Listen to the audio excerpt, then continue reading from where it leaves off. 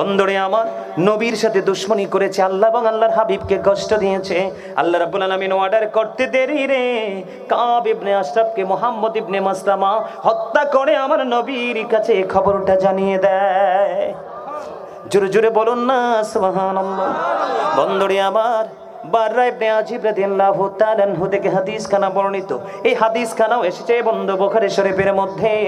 আমার নবী ডেকে ডেকে বললেন, আবু রাফে নামক ইহুদিকে হত্যা করার মতো কে আছো? ও বন্ধু, আবু রাফে নামক ইহুদি বসবাস করত কোথায়? ওই হিজাজ ভূমিতে ছিল তার দুর্গ। আব্দুল্লাহ ইবনে আতিককে দলের লিডার সেনাপতি বানিয়ে আরো সঙ্গী দিয়ে তিনি পাঠিয়ে দিলেন আমার নবী আবু রাফে নামক ইহুদিকে হত্যা করার জন্য। কারণ কি? সে আল্লাহ এবং আল্লাহর হাবিবকে কষ্ট দিয়েছে, যারা কষ্ট দিয়েছে তাকে সে সমর্থন দিয়েছে। জোরে জোরে কন্যা নাউজুবিল্লাহ। এবার বন্ধু আব্দুল্লাহ ইবনে আতিক রাদিয়াল্লাহু তাআলা আনহু ধীরে ধীরে ধীরে ধীরে হাঁটি হাঁটি পা পা করে বন্ধু হিজাজ ভূমিতে চলে গেল। হাদিস শরীফ প্রমাণ করে হিজাজ ভূমির মধ্যে কদমটা দেওয়ার পরে এবার তিনি চাইয়া দেখলেন, ও বন্ধু, সূর্য তার আপন গন্তব্যে চলে যাচ্ছে। সূর্য আপন গন্তব্যের দিকে চলে যাচ্ছে, অন্ধকার ডানা মেলে দিচ্ছে, পৃথিবী অন্ধকারাচ্ছন্ন হয়ে যাচ্ছে। এখন তিনি চিন্তায় পড়ে গেলেন বন্ধু। খোঁজ করতে করতে করতে করতে বন্ধু আবু রাফে নামক ইহুদির ঘর পর্যন্ত পৌঁছে গেল। অন্ধকার, অন্যান্য মানুষের মাঝে তিনি শয়ন কক্ষে শুয়ে আছেন বন্ধু। তার মানে অন্য মানুষ বলতে তার আপন পরিবার পরিজন সন্তানদের মাঝে শুয়ে আছেন। এবার আব্দুল্লাহ ইবনে আতিক তার সঙ্গীদেরকে একটি স্পটে তিনি বললেন, তোমরা ওয়াইট করো, এখানে অবস্থান করো, আমি সেই সমস্যার সমাধান অবসান ঘটাবো আজকে। এবার তিনি চলে গেলেন, ডাক দিয়ে বললেন, আবু রাফে। এই কথা বলতে দেরি এবার আবু রাফে নামক ইহুদি বললেন, কে রে আমাকে ডাক দিল? আব্দুল্লাহ ইবনে আতিকের উদ্দেশ্য ছিল তাকে নিশ্চিতভাবে চিনা।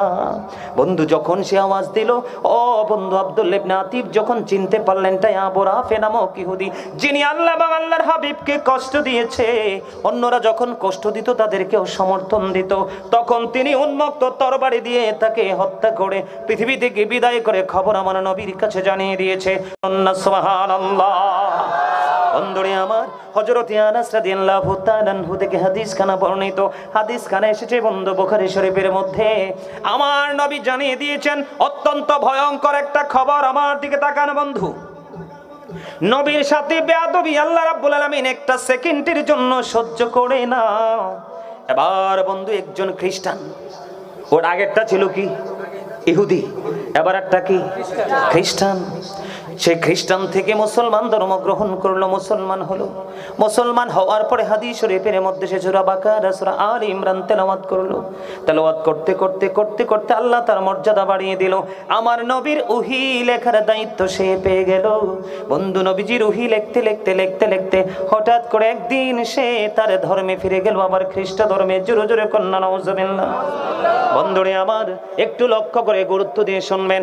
যখন তিনি তার ধর্মে আবার ফিরে গেল রে, যাওয়ার পরে আবার মানুষের কাছে বলে বলে বেড়াচ্ছে, নবী মুহাম্মদ কিছুই জানতো না, আমি যেইটুকু লিখে দিতাম শুধু সেইটুকুই জানতো। জোরে জোরে কন্যা নাউজুবিল্লাহ। আপনারা বলেন এটা কি বেয়াদবি কিনা? গোস্তাকে কিনা?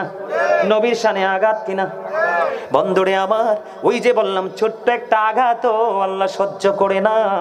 আল্লাহ রাব্বুল আলামিন যাকে অনেক বেশি মর্যাদা দিয়েছেন, যেটা সবার চাইতে আকাশচুম্বী, তার দলিল হলো ওয়ারাফা'না লাকা যিকরাক।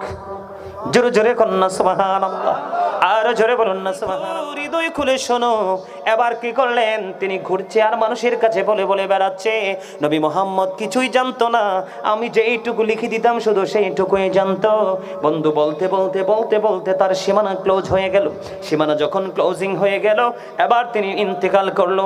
ইন্তেকাল করার পরে বন্ধু খ্রিস্টানরা কিন্তু মরার পরে দামি কাফন, দামি কাঠ দিয়ে কিন্তু কফিন বানানো হয়।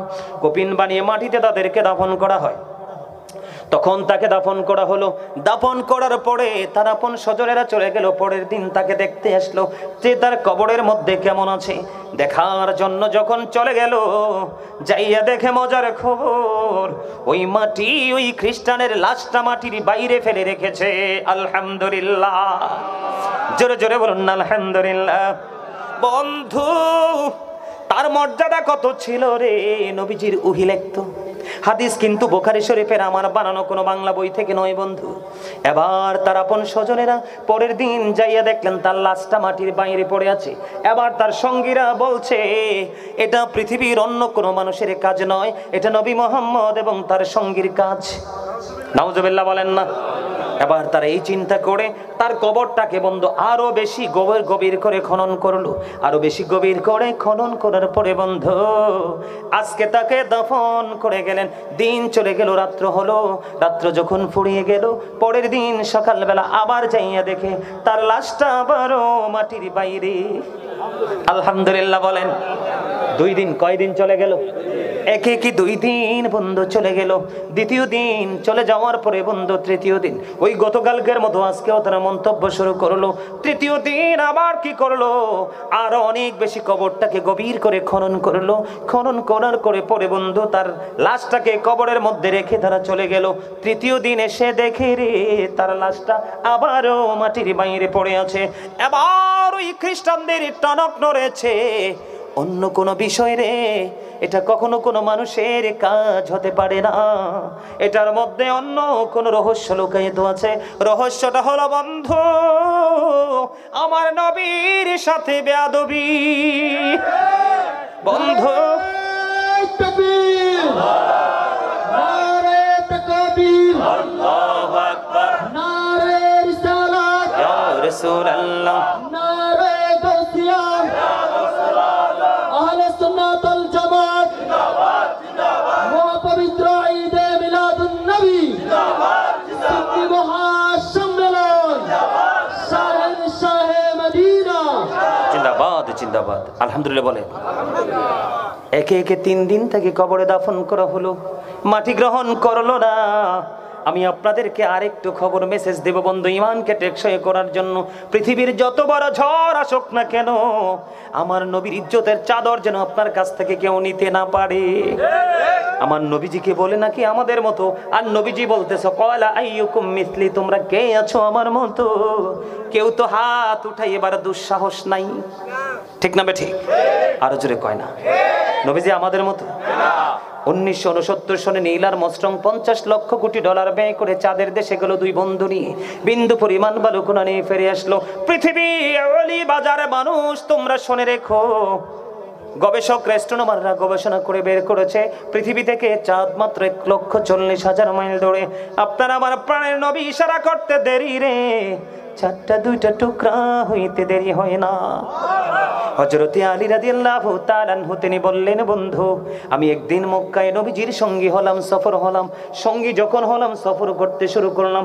সফর করতে করতে করতে করতে আমি চাইয়া দেখলাম ওই যে পাথরগুলো মানুষের পায়ে পদদলিত হচ্ছে, পাথরগুলো নবীজিকে সালাম জানাচ্ছে। ও বন্ধু ডানে বামের বৃক্ষগুলো আমার নবীকে সালাম জানাচ্ছে। আমি আলী সেই সালামের জবাব নিজের কানে শুনেছি। জোরে জোরে কন্যা সুবহানাল্লাহ, আরো জোরে বলুন না সুবহানাল্লাহ।